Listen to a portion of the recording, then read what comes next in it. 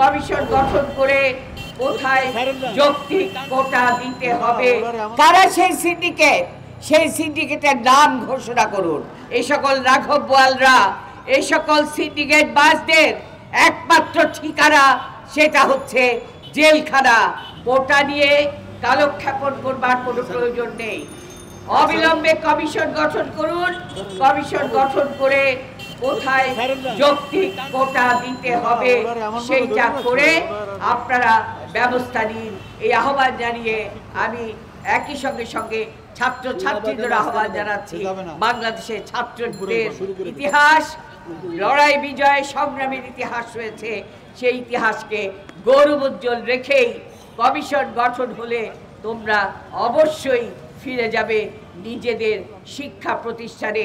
আজকে যদি আমরা শক্ত হাতে না দাঁড়াতে পারি তাহলে জাতির সামনের ভবিষ্যৎ খুবই অন্ধকার হয়ে দাঁড়াবে। তা আমরা স্পষ্ট বলতে চাই, কারা আজকে দ্রব্যমূল্য বাড়াচ্ছে, কারা সেই সিন্ডিকেট, সেই সিন্ডিকেটের নাম ঘোষণা করুন।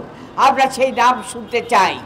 একই সঙ্গে আমরা এও বলতে চাই, প্রশাসনে শুধু নয়, আজকে বিদ্যুতের দিকে তাকান। মানুষ বিদ্যুতের বিল দিয়ে যাচ্ছে কিন্তু সঠিকভাবে বিদ্যুৎ পাচ্ছে না। ভূতুড়ে বিলের কারণে মানুষ অস্থির হয়ে গেছে। ভূতুড়ে পানির বিলের কারণে সাধারণ জনগণ নাভিশ্বাস উঠেছে, বাজার দরে মানুষের নাভিশ্বাস উঠেছে। অন্যদিকে হাজার কোটি টাকা ব্যাংক থেকে লোপাট হয়ে যাচ্ছে, হাজার কোটি টাকা বিদেশে পাচার হয়ে যাচ্ছে। কারা এগুলো করছে? পত্রপত্রিকায় ইতিমধ্যে সেগুলো নাম এসেছে। আমি মাননীয় প্রধানমন্ত্রীকে বলতে চাই, অবিলম্বে এই সমস্ত কার্যক্রমের সঙ্গে যারা জড়িত রয়েছে তাদের তথ্য প্রমাণাদি নিয়ে আপনি তাদের শাস্তির ব্যবস্থা করুন। এবং আমরা স্পষ্ট বলতে চাই, এই সকল রাঘব বোয়ালরা, এই সকল সিন্ডিকেট বাসদের একমাত্র ঠিকানা সেটা হচ্ছে জেলখানা।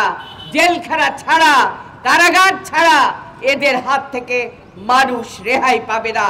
আর তাই আমরা আহ্বান জানাই, আসুন সারা বাংলাদেশের মানুষ আজকে দুর্নীতির বিরুদ্ধে রুখে দাঁড়ান, দুর্নীতির বিরুদ্ধে সোচ্চার হন।